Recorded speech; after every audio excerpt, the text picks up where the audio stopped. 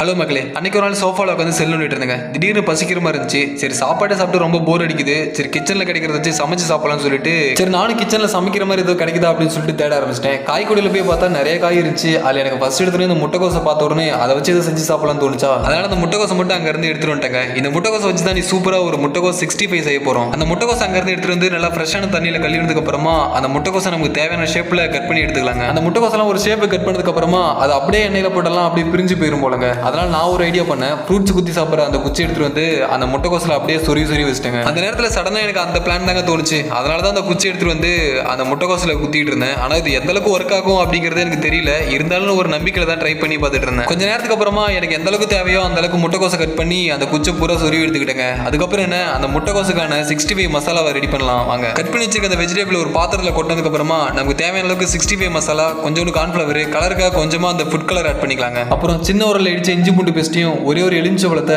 அந்த நறுக்கி வச்சிருக்க அந்த முட்டைக்கோசு கூடயே புளிஞ்சு விட்டாச்சுங்க. ப்ராப்பரா எல்லா மசாலாவுமே ஆட் பண்ணதுக்கு அப்புறமா அந்த முட்டைக்கோசுல அந்த மசாலா எல்லாமே ஒட்டுற மாதிரி கொஞ்சமா தண்ணி ஊற்றி அது எல்லாத்தையுமே நல்லா பிரட்டி எடுத்துக்கலாங்க. அதை கிளறினதுக்கு அப்புறமா ஒரு 10 நிமிஷம் அப்படியே அந்த முட்டைக்கோசை நல்லா ஊற வச்சிடலாங்க. ஒரு 10 நிமிஷம் கழிச்சு எடுத்து பார்த்தா அது நல்லாவே ஊறி இருந்துச்சு. அப்புறம் என்ன, அதை எண்ணெயில போட்டு பொரிக்க ஆரம்பிக்கலாமா. அடுப்பை பற்ற வச்சுட்டு பொரிச்சு எடுக்கிற அளவுக்கு தாராளமா ஒரு பேனை வச்சுட்டு தேவையான அளவுக்கு எண்ணெய் ஊற்றிட்டாங்க. எண்ணெய் நல்லா காஞ்சதுக்கு அப்புறமா நல்லா மசாலா ஊறி போயிருக்க அந்த முட்டைக்கோசை தூக்கி எண்ணெயில போட்ட உடனே அது வேற லெவலில் பொரிய ஆரம்பிச்சிருச்சுங்க. அந்த சவுண்டை நீங்களே கேளுங்களேன்.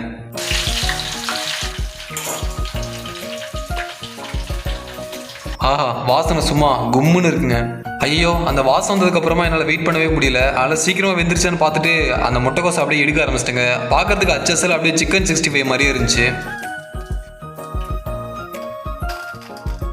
மக்களே, நம்ம ரொம்ப நேரமாக எதிர்பார்த்துட்டு இருந்த அந்த முட்டைக்கோஸ் 65 ரெடி ஆயிடுச்சுங்க. இதுக்கு மேலே என்னால் வெயிட் பண்ண முடியாது. ஸோ வேகமாக சாப்பிட ஆரம்பிக்கிறேங்க நான். ஐயோ, தட்டில் அந்த பீஸை பார்க்கறதுக்கு எல்லாமே சிக்கன் மாதிரியே இருந்துச்சு. அதில் வேகமாக அதை வெயிட் பண்ணாமல் எடுத்து சாப்பிட ஆரம்பிச்சிட்டேன். சாப்பிட்றப்போ டேஸ்ட்டு உண்மையிலுமே வேற லெவலில் இருந்துச்சு. பட் இருந்தாலும் இதில் ஒரு சின்ன டிராபேக் இருக்குங்க. மக்களே, இது டேஸ்ட்ல உண்மையுமே நல்லா தான் இருக்கு. ஆனா இது ஒரு சின்ன டெக்னிக்கல் ஃபால்ட் ஆயிடுச்சு. என்ன தெரியுமா, ஃபர்ஸ்ட் போட்டோம்ல அது மட்டும் பாருங்க லைட்டா அப்படியே கருப்பாயிடுச்சு. செகண்ட் போட்டு எடுத்தோம்ல அது கரெக்டா பதமா எடுத்துட்டேன். இது சாப்பிட்றதுக்கு நல்லா இருக்கு, இது சாப்பிட்றதுக்கு ஒரு மாதிரி கசக்கிற மாதிரி இருக்கு. ஸோ இதை மட்டும் கேர்ஃபுல்லா பார்த்து எடுத்து சாப்பிடுங்க. டேஸ்ட் வைஸ் உண்மையிலுமே சூப்பரா தாங்க இருக்கு.